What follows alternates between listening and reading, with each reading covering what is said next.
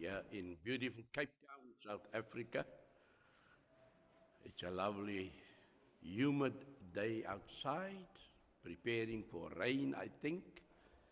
And rain is good because God nourishes the ground, which gives us food. But we are here this morning to receive spiritual food. And so let it rain also in your Lord. Spiritual rain. That's what I'm praying for. So also welcome to those on Zoom. We pray the Lord that we all have a blessed time here this morning. So let us go to our Father in prayer.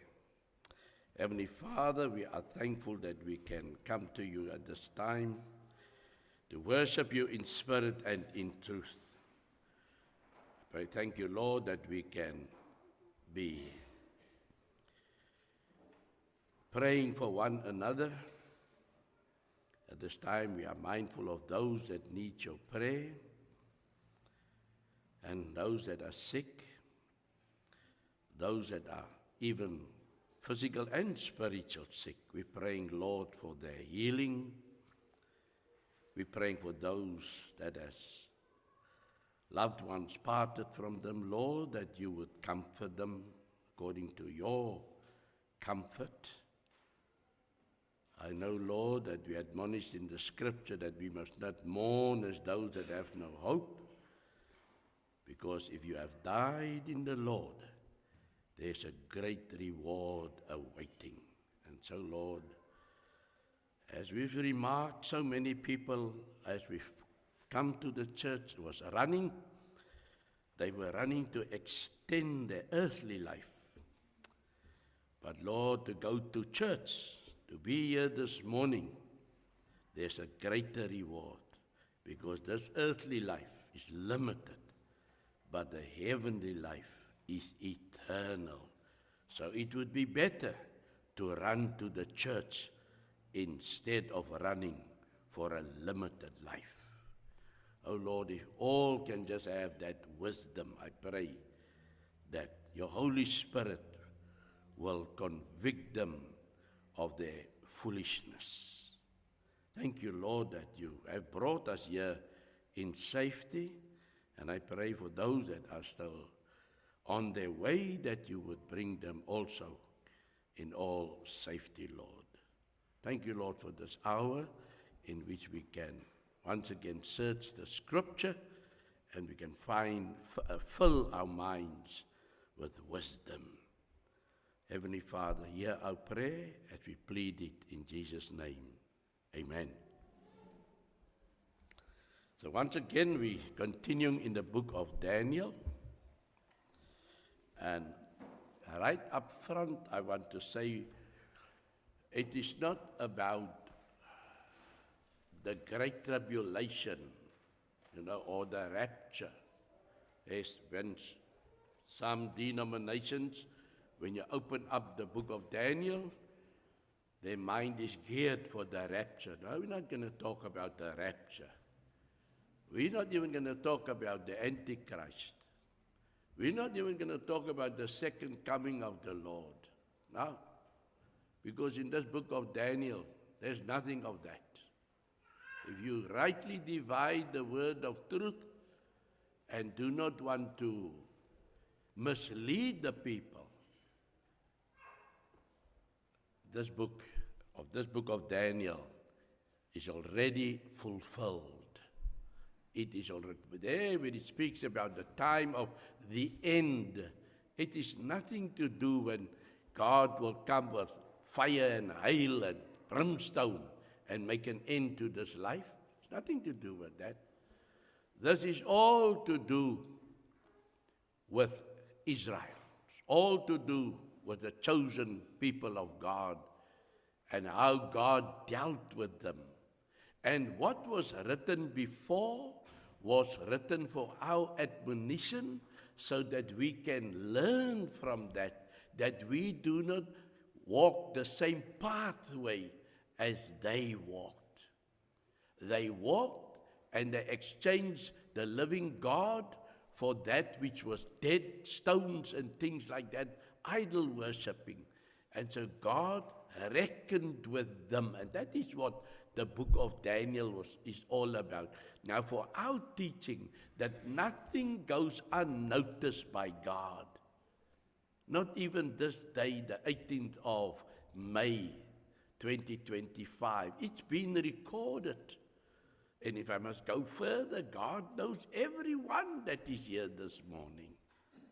So nothing goes unnoticed by Him. He cares for us. So this book of Daniel was written so that we can learn from that. Here was a people that thought that God is very far from them. And so they will indulge in the idol worship, which in their view was much more pleasurable, was much more satisfying to the flesh, not to the spirit, to the flesh. But they saw in that this is how we want it. And then the worship of God was secondary. Oh, well, it's the Sabbath. We'll just lounge around because it's the seventh day and cannot wait. In fact, I think it is the book of Jeremiah that says, you cannot even wait for the day to pass. And in those days, they used to close the gates of the cities. So they couldn't wait. They would walk up and down. When is this gate going to open? When is this gate going to open on the Sabbath day? Because they want it open so that they can go indulge in the works of the flesh. They finished with God now. They've given Him His Sabbath. It's time to release us so that we can do our own thing. That is why the book of Daniel was written, so that we can learn. There's God, and there's us, and there's the Word. The Word is a guide unto us. The Word is a lamp unto our feet, and a light on our way. That's what the Word of God is. And so that is why, as I say, as an opening statement, it's nothing to do with the rapture. You won't hear me talk about the rapture. You won't hear me talking about the Antichrist. You won't hear me talking about the second coming of the Lord. Nothing. Just going to concentrate. And the other point that I need to make is all these things that happened in the book of Daniel is drawn up in the books of history. Everything is in the book of history. I remember years ago when I was talking to a brother, maybe I reprimanded him. And he turned around and he said, yeah, I preach history. I preach history. And so I said, what must I then preach? No, you must preach the Word of God. And so I said, well, that's what I'm doing. History and the Word of God goes hand in hand. The day when Stephen was defending himself before the hierarchy of the Jews, he started off with history. He started off with where it all started. And he brought them, because of that history, to the present time. And he could tell them, you who crucified the Son of God. And in that they could not take. It was history. When Paul had to defend himself before the council, he started with history. He started way back also by Abraham, Isaac, and Jacob, till the day when it's for that I am standing accused in front of you today. Yes, I admit, but when we talk about Jesus also itself, don't we talk history? That once upon a time, but we do not start off by saying, once upon a time there was a man named Jesus and he walked the earth. Well, that is true. It's history. When we open up the book of Matthew, it's history. It starts off with history. That one begat that one begat that one, and that one begat. But it comes to a conclusion that through all that history, the Son of Man was born. And he came to seek and to save the lost. So you cannot take history out of the church. This church here has got a history. There's a man named Paul Gerber that went to America, qualified himself, came back to South Africa, and through his work, it's history. We've got photos out there to show how it grew. It's history. It's telling us of a plan that came together.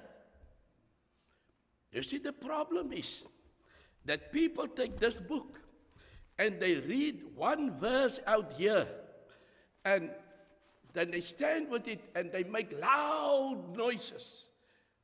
And they, according to 1 Corinthians 13, they just an empty vessel that makes a lot of noise. But nothing is to edification. I can also do that. I can jump around here and make a big noise. But it will only please your flesh. It will not please your spiritual side. And so, as I say, I was already accused I preach history. Oh, I'm actually maybe teaching. As this morning in my sermon, it's not going to be a sermon of brimstone and hellfire. It's going to be a teaching session. I'm just going to teach. So it's not just to preach, you must also teach. So, let's come back to Daniel. Now, for this book, chapter 8, in chapter 7, we had that Daniel was very concerned about the fourth beast. Very concerned about the fourth. There was the first beast, which is a lion, the second beast, which was a bear, and the third beast that looked like a leopard. But the fourth beast was indescribable, terrible, and wrathful. It was something that just, look at it, we just want to kill you. If I had to put my own words in there. Terrible. And so he was concerned about that fourth beast in chapter 7. What we also must notice in chapter 7, that it gives us a timeline. It would say, in the first year of Belshazzar, king of Babylon, Daniel had a dream and visions of his head while on his bed. Then he wrote down the dream, telling the main facts. So, in the first year of Belshazzar, Daniel was in his bedroom and sleeping. And he had this dream. But now in chapter 8, it starts off in the third year. 2 years later, Daniel says he was now in the third year of the reign of King Belshazzar, a vision appeared to me. Then he made it sure to me, Daniel. After the one that appeared to me in the first time, in other words, 2 years ago, I saw in the vision, it so happened while I was looking that I was in Shushan, the citadel, which is in the province of Elam. In other words, he was there by the, what you call the capital city. And I saw in the vision that I was by the river Ulai. Then I lifted my eyes and saw, and there standing beside the river was a ram which had 2 horns. So Daniel is putting us in the picture, and he says, there was a first vision, as he says, in the first year of Belshazzar's reign. He's still in Babylon. And he had this vision of the 4 beasts, but he was mostly concerned about the 4th beast. Now we come to 2 years later, the 3rd year of Belshazzar. And he's saying, I'm not on my bed, I'm not reading or sleeping. I am now at the capital city in Shushan. Further investigation of studying would find that it is the winter retreat of the kings. So maybe it's more pleasant there in the winter. And being Daniel, he had to escort maybe the king wherever he is, because he's most probably second in charge. So he's putting this picture, he's by this river, and he saw this ram.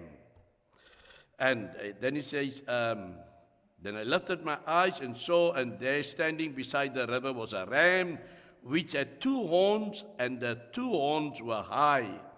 But one was higher than the other, and the higher one came last. Very observant of Daniel. He saw on the one side of the river there was this ram. And this ram had 2 horns. But he saw that the second horn outgrew the first horn. So that was an odd-looking ram. He had one long horn and one short horn, if you have to put it. But the long horn came up afterwards. Now, if we go into history, we'll get to this, why it is that there's 2 horns and the one outshone or outgrow the other one. And he say, I saw the ram pushing westward, northward, and southward, so that no animal could withstand him, nor was there any that could deliver from his hand, but he did according to his will and became great. So he said, this is a ram, and he northward, westward, and southward, this was butting his head. And there was no one that could challenge him. He was the mighty and the strong guy, the only ram or the only animal there that none could stop him. And then he say, and as I was considering, suddenly a male goat came from the west across the surface of the whole earth without touching the ground. So now he says, remember, the one was a ram with the one long horn and the one short horn. And here he's saying now, there's now a goat that's come, a male goat. Some Bibles would say a he-goat. But it's now a male goat that came from the west. You see, look, remember this ram was butting westward, southward, and northward. West, north, and south. But he was in a fighting mode. But now you see this male goat comes from the west. I'm going to explain it now, what is so remarkable about this. And he says that this thing was not touching the ground. That means he was sort of flying the way he was coming. He had speed. And the goat had a notable horn between his eyes. Okay, this goat looked like a unicorn. You know what's a unicorn? A unicorn is a horse with only one long horn in front of him. But this is a male goat, not a unicorn, which is a horse. Okay? But I'm just giving you an idea. Maybe you've opened up books and things like that, and you saw this unicorn with this long. So picture yourself, a goat's got 2 horns, but this one's got only one noticeable. In other words, everybody would look at this goat and say, wow, look at that horn of him. And it's right between the eyes, notable, because it's strange that the goat can only have 1 horn. Then he came on the ram that had 2 horns, which I had seen standing beside the river, and ran at him with furious power, and I saw him confronting the ram. Now remember that the ram was butting westward, was butting northward, and was butting southward.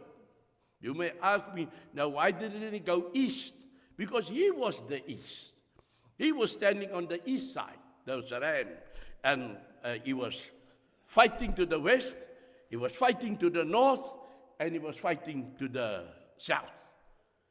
But now from the west comes this he-goat of this male goat with terrible speed, and he had no mercy. Well, before it said there was no one to conquer the ram.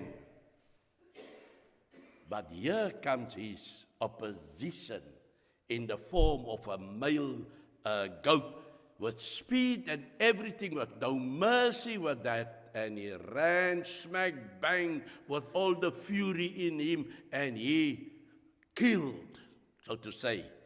He was moved with rage against him, attacked the ram and broke his 2 horns. There was no power in the ram to withstand him, but he cast him down to the ground and trampled him. And there was no one that could deliver the ram from his hand. Well, if he has been butting his head all over the show and subduing all the nations, who will come to his aid? So he stood alone while this male goat came and just finished him off. It's all in history, this, and I will get to it now. Therefore the male goat grew very great. But when he became strong, the large horn broke. Large horn was broken, and in its place, 4 notable ones came up toward the 4 winds of heaven. So, once this male goat finished off with the ram, and it retreated, it says this massive horn broke. But in its place there came 4 horns up. But now you must also read what it says here, like the 4 winds of heaven. So the four horns did not go 1, 2, 3, 4. The 4 horns did not go 1, 2, 3, 4 in a straight line. We have north, south, east, west. That's the 4 winds of the world. So on these 4 hands, once that major horn is broken off, there came in 1 in the north, 1 in the south, 1 in the east, and 1 in the west, on the face of this male goat. And it says, and out of one of them came a little horn which grew exceedingly great towards the south, towards the east, and towards the glorious land. Now, what it said, you have now these 4 horns on the face of this male goat. But out of one of these horns, let's say it is the east, and it's for good reason that I say the east. Let's say it is the east horn. Out of him grew another horn. Now, we must go back to chapter 7. If you can still remember, last week when I tell, Daniel was looking at this terrible beast, the 4th one, that had 10 horns. All my students, if they are here, will remember when we do the intertestamental period, this is part of their study. You see that terrible beast in chapter 7 had 10 horns.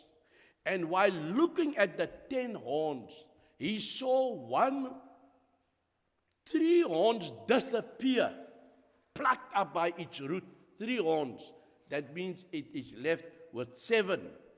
But in the place of that 3 came out a horn, a little horn. But it says that little horn, yet now, if 3 is gone and there were 7 left, and another one grew, that means there's now 8 horns. But that horn he saw had eyes and a mouth. Do you get? There was 10 horns on the 4th beast in chapter 7. 3 was plucked up, and in their place came out 1 horn. Little, they say a little horn, because people get confused with the little. People that talk about the rapture and talk about the Antichrist and talking about the second coming, they get confused with these 2 horns. That's why I want to explain it to you. Chapter 7 has got a little horn. After he plucked up the 3, then he's one, but that one had eyes and a mouth, and he was speaking pompous words. But he was speaking against, he was blaspheming, if I have to just bring in one word. That mouth was blaspheming. And when you blaspheme, where do we use that word? In what sentence? When you blaspheme against God. When you criticize me, and I've been speaking the truth, you don't criticize me. You can criticize me, but you're blaspheming against God. So that little horn in the terrible beast with the 10 horns, or had the 10 horns, he had eyes and he had a mouth, and he speak pompous words, and he was blaspheming. But now we find here in chapter 8, one of the 4 horns, out of one of the 4 horns, that's why I say let's take the east horn, north, south, west, the east horn, came out a little horn. Now this one is different from the one that is in chapter 7. And it says here, and out of one of them came a little horn which grew exceedingly great towards the south, towards the east, and towards the glorious land. So this horn was making war. The glorious land. You can see he doesn't say the west or so. He do have two towards the south, towards the east, and towards the glorious land. The glorious land is God's children, Israel. That's why they are referred to as the glorious land. There's God's people there. And they in the way of this little horn. And it grew up to the host of heaven. It was challenging the host. Now, when we read the Bible as scholars, we learn as soon as it refers to the host of heaven, we think of the stars, we think of the moon, and so God made them all. So it is not God, it's because God made them. But it refers to God's leaders, let me put it like this, His prophets, His priests, those are the people. So, and it grew up to the host of heaven, and it cast down some of the host and some of the stars to the ground and trampled them. Now, stars is referred to the children.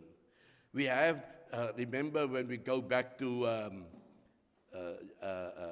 Joseph, then he would say the sun and the moon bow down before him, and the stars and so on, and the children, his brothers, became offensive. Who do you think you are? Must we worship you? So what he's saying here is, the host of heaven is your religious leaders, and the stars is the people. And this little horn is challenging and bringing them down and fighting them. And it cast down some of the host and some of the stars to the ground and trampled them. He even exalted himself as high as the prince of the host. You see, he was talking about the host of heaven. But when he refers to the prince of the host, I just told you just now, a little while ago, that God made them all. He made the sun, the moon, so he's bigger than them. But now he's going now beyond the heavenly host. He's going to the prince. And who can be the prince? Jesus? God? Because he's telling the superior legions.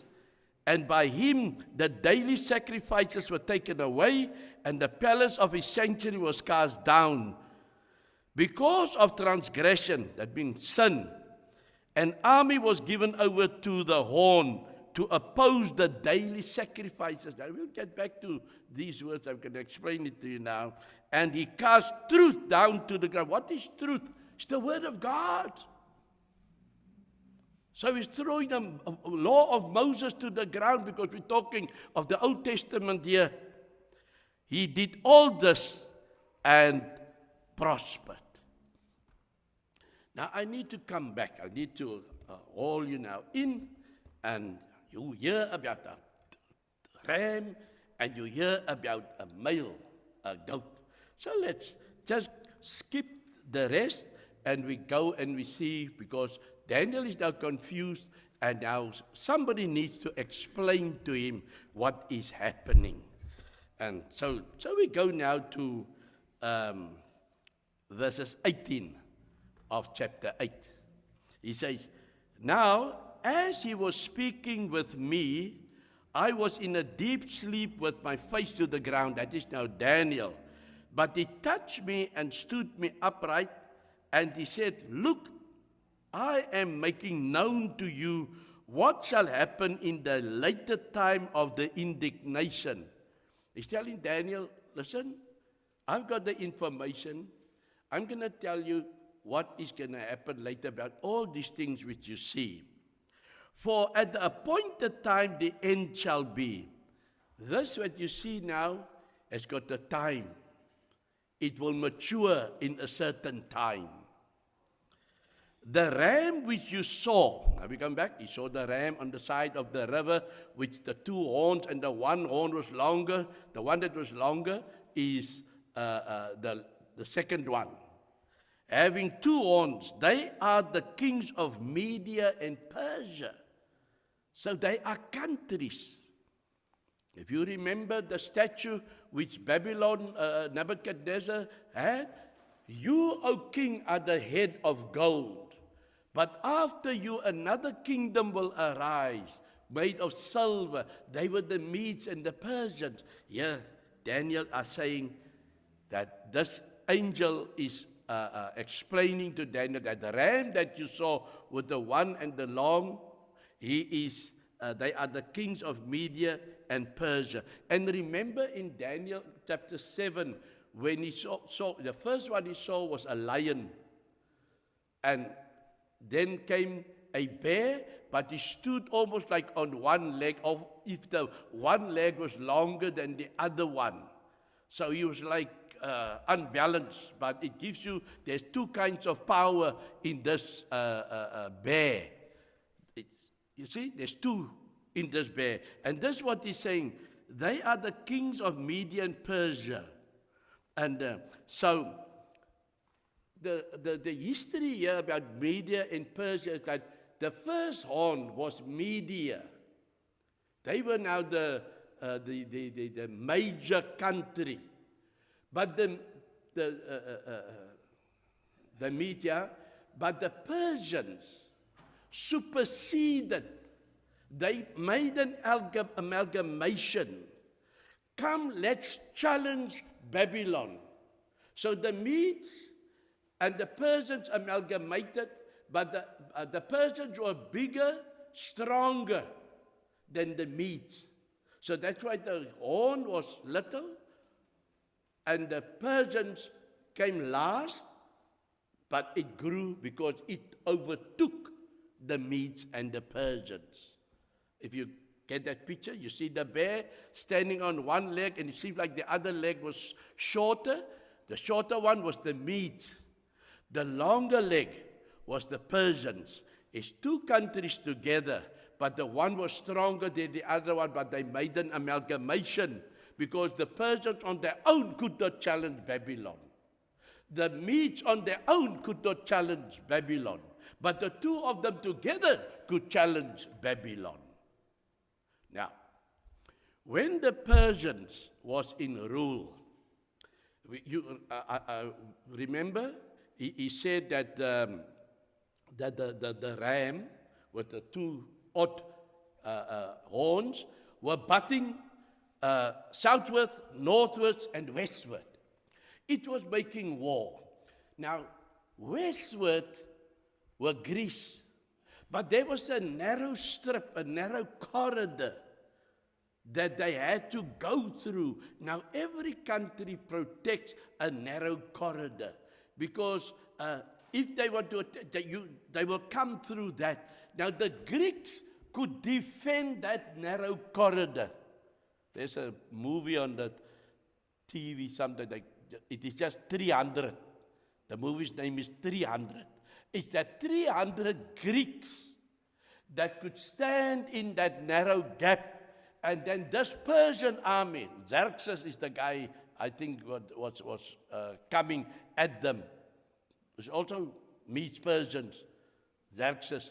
And he could not overpower that 300 guys because they were blocking the way, and then they have to turn around and go back to their country. And they would make up his mind again, and he can come back again, but the Greeks would be there defending their country.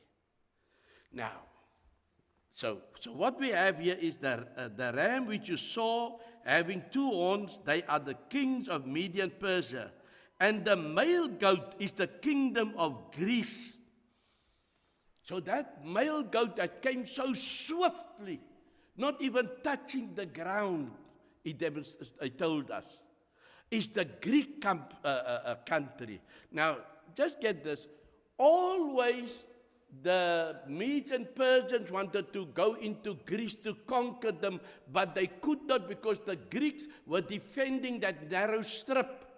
They couldn't get through there. It was the sea on the one side and the mountain on the one side. So they could not get through there. But remember, when the Greeks decided to attack the Persians, the Medes and the Persians, there was nothing to stop them.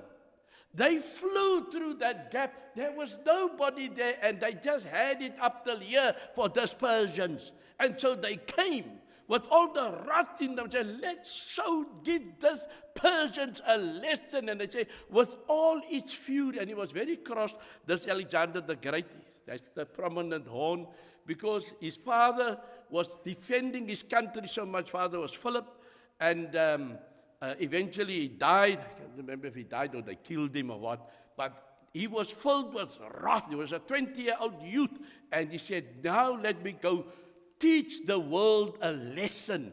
And the world at that time, Babylon is gone, it's now the Medes and the Persians. So when he came, he had to take them on and say, the ram with the short horn and the long horn, and here he comes. There was nothing preventing him coming through that gap. There was not an army on the other side. He just flew through that, saw Persia, and just take them on. In a time maybe that they least expected it. He came with all the fury. It says here, and the male goat is the kingdom of Greece. The large horn is between its eyes, is the first king, that's Alexander the Great. And for the broken horn and the four that stood up in its place, its four kingdoms shall arise out of that nation, but not with its power. In other words, Greece was a massive power. But if you divide it into four parts, you get a quarter there, and a quarter here, and a quarter here, and a quarter. So those four, what happened is, when Alexander died, he divided up his kingdom. Before he died, he became ill at the age of, he didn't reach 33, I think. And he said, guys, I'm dying. There's nothing I can do anymore. But because you stood by my side, and you people are going to fight to be the supreme guy, I'm going to use my wisdom. Remember, the Greeks they were very wise in those days. He said, you know what I'm going to do? I'm going to divide my kingdom into four parts. So Alexander, yes, I see here, he was 33 years old, and Ptolemy got Egypt. One of his generals said, okay, Ptolemy, I'm giving you Egypt. And Seleucus, I'm giving you Syria. And Cassandra, I give you Macedonia. And Lysimachus, I give you Thrace and Asia Minor, where Turkey is today. So what he did is, in today's language, he said, okay, Ptolemy, you get Egypt. Seleucus, you get Syria. Cassandra, you get Turkey. And Lysimachus, you get Thrace. No. Lysimachus get Thrace. Ptolemy get Egypt. Seleucus get Syria. Cassandra get Greece, Macedonia and Greece. And Lysimachus, he gets Turkey. So you have Greeks, Macedonia, you have Egypt, and you have Syria, and you have Turkey. That is how he divided up his. That's why we see there's a prominent horn, and it broke off because he died, and then he's clever, he divided amongst his four generals. Otherwise, each general will fight amongst themselves to become the prominent one also. So he just divided up his kingdom, but not with his power. They were all like quarter of the power. Now, in our history and in our study, we are not going to be bothering with Cassandra, that is now Greece and Macedonia. They're out of the picture now. And we are not going to worry about Lysimachus of Thrace and Asia Minor, which is Turkey. The two of those are out of the picture, because we are going to do what the king of the north, and we are going to do what the king of the south. The north is Syria, that is now Seleucus, and the south is Egypt, that is the Ptolemies. And you see, there's Syria up there, and there in the south is Egypt. And right in the middle is Israel, or the Holy Land, or the glorious land. So when the king of the south wants to go and attack the north, it must go through the glory land. And when the north king wants to attack the south, because the two of them was always in battle, they have to go through the glory land. And it's just, hello, bye-bye, nice to see you. It's fighting with each other. So Israel wasn't spared. And this is all in history, as I have to come back to that now again. So Daniel had this vision, standing in the capital, seeing a ram over there, and eventually seeing a he-goat coming, and he see the two fight together. And that is when you have the exchange of the head of gold, the body of silver, the chest of silver with the Medes and the Persian, and now comes in power the belly and the hip of bronze. So the gold is gone, the silver is gone, and this he-goat is the bronze part of that statue of which Nebuchadnezzar had a dream of. And then we have Daniel's dream, in which he dreamt of a lion, and he dreamt of a bear, and then he dreamt of a leopard with 4 heads. Now we can see where the 4 heads come from, the 4 different territories, and then this terrible beast that came out of the sea. And all this is now, I need to, see my time is so to say gone.